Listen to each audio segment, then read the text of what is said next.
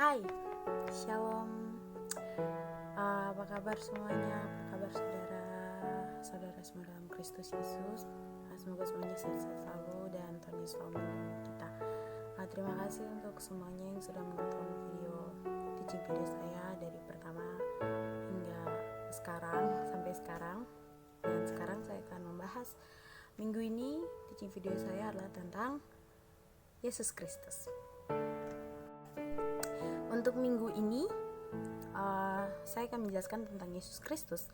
Tapi sebelumnya saya punya sebuah ilustrasi. Jadi ada sebuah cerita. Ada seorang raja di sebuah kerajaan. Dia memimpin kerajaannya dengan damai dan penuh sukacita. Seluruh rakyatnya mencintai dia. Ibu rakyat semua tuh cinta sama dia. Terus dan dong bilang bahwa rakyat ini tidak akan meninggalkan rajanya. Mereka akan mematuhi segala perintah, segala aturan yang rajanya buat. Dan suatu saat gini, ada sekelompok pedagang yang masuk ke daerah mereka dan menjual pakaian mewah, makanan lezat. Terus mereka menjual pakaian mewah dan makanan lezat dengan harga yang sangat murah. Tentu saja rakyat ini tertarik kan. Tapi mereka menjual itu dengan syarat para rakyat itu harus mengikuti kegiatan yang mereka selenggarakan. Saat rakyat mengikuti kegiatan tersebut, ternyata para pedagang itu menjebak mereka dan hampir semua dari mereka dibawa pergi oleh pedagang tersebut kembali ke daerah mereka. Jadi istilahnya mereka diculik gitu sama pedagang ini. Nah setelah itu setelah mereka itu diculik oleh pedagang ini. Saat raja mengetahui bahwa para pedagang yang menculik dia punya rakyat itu adalah musuh besar, dong punya kerajaan, musuh besar kerajaannya raja itu sangat marah. Dan dia marah sekali, tapi karena dia membenci musuhnya itu, tapi dia tidak membenci rakyatnya ini, karena dia cinta sekali, dia mencintai rakyatnya. Dan setelah dia berpikir, dia tidak bisa mengirim pasukannya karena pasukannya tidak akan kuat melawan ini musuh besarnya ini, dan tidak akan sanggup membebaskan rakyatnya, karena yang hanya bisa sanggup membebaskan rakyatnya ini adalah dia sendiri, karena kekuatannya dia lebih hebat dari siapapun, seperti itu maksudnya. Prajuritnya itu tidak sehebat dia. Nah selanjutnya, karena dia berpikir seperti itu dan dia sadar bahwa dia ingat bahwa dia punya satu putra, ini putra mahkota gitu di kerajaan itu. Putra mahkota ini tuh sangat gagah, sangat berani, pokoknya sangat jagoan sudah. Dia ini memiliki sifat semua itu sama mirip seperti bapaknya. Lalu raja ini berpikir, sudah, dia mengirim putra satu-satunya ini yang memiliki sifat dan keberanian sama seperti dia untuk pergi menyelamatkan rakyatnya dan membunuh musuhnya ini. Tapi dengan syarat dan dengan aturan, dia tuh harus menyamar sebagai babu, sebagai rakyat. Dia harus menyamar sebagai rakyat.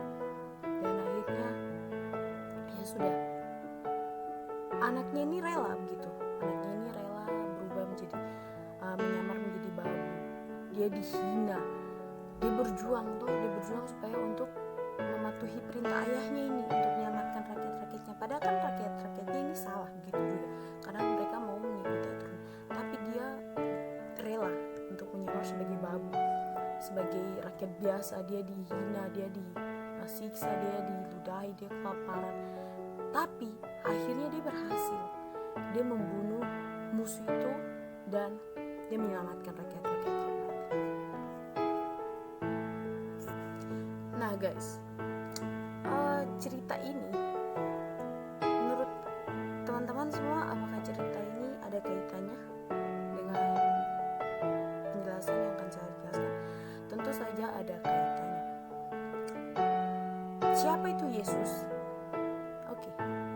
Seperti putra raja itu, Yesus adalah anak Allah yang tunggal, yang Allah utus untuk menyelamatkan rakyatnya, yaitu kita manusia yang berdosa yang hidup di bumi ini.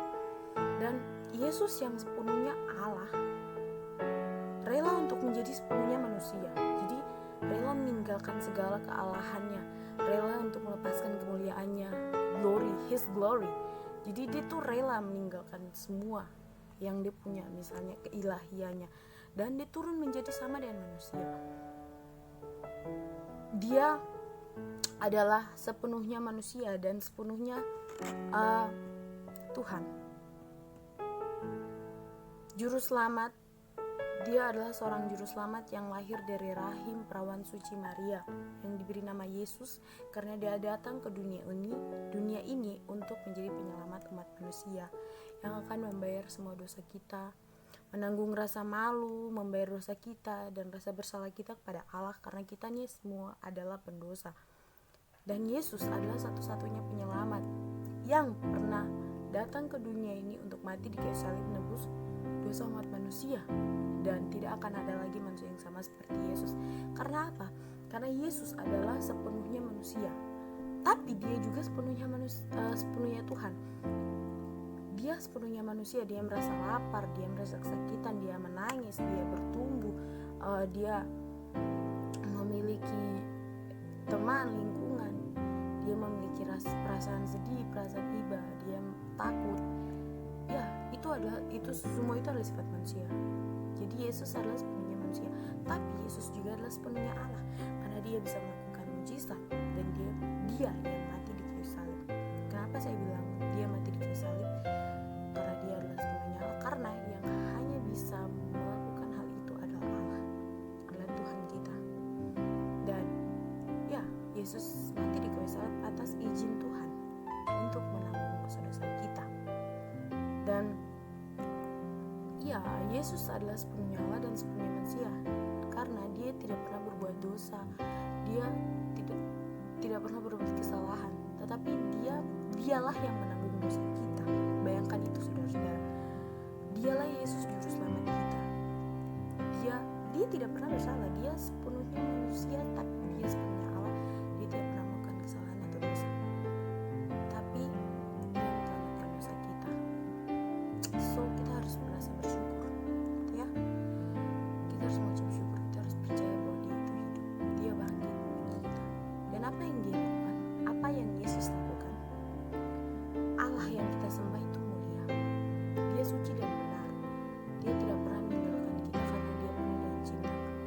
Allah adalah benar dan dia membenci dosa dan iblis. Allah akan menghukum dosa, dan jika kita berbuat dosa, upah yang harus kita tanggung adalah maut. Kita sudah tahu itu. Tapi seperti kita lihat di Yohanes 3 ayat 16, karena begitu besar kasih Allah akan dunia ini sehingga ia telah mengaruniakan anaknya yang tunggal, Tuhan kita Yesus Kristus, untuk agar supaya yang percaya kepada dia tidak binasa melainkan beroleh hidup yang kekal. Cinta Allah sangat besar bagi kita, teman-teman, saudara-saudara semua, dan dia tidak akan pernah meninggalkan kita. Itulah mengapa dia mengirim anaknya yang tunggal, Yesus Kristus, yang Yesus datang ke dunia untuk membayar dosa kita, menanggung rasa malu, rasa bersalah yang seharusnya kita yang tanggung. Ketong yang manusia berdosa ini ketong yang tanggung rasa itu. Tapi Yesus menderita di dunia. Dia ditindas, dia dituduh, dihina, bahkan dibunuh hanya menebus dosa manusia. Yesus datang ke dunia ini untuk menebus dosa manusia. Mengapa Yesus harus menebus dosa manusia? Karena Allah ingin kita sadar kita pendosa, kita adalah manusia berdosa dan kita tidak sanggup untuk melakukan yang benar. Kita tidak akan pernah sama seperti Allah. Allah adalah benar, Allah adalah adil, dan kita tidak akan pernah bisa sama seperti Allah. Yesus yang menyelamatkan kita, dan karena cinta Allah, Yesus menebus dosa-dosa kita. Ya, dan kita harus menjadi syukur itu. Itu saja dari saya. Terima kasih. Kali ini videonya agak panjang ya, karena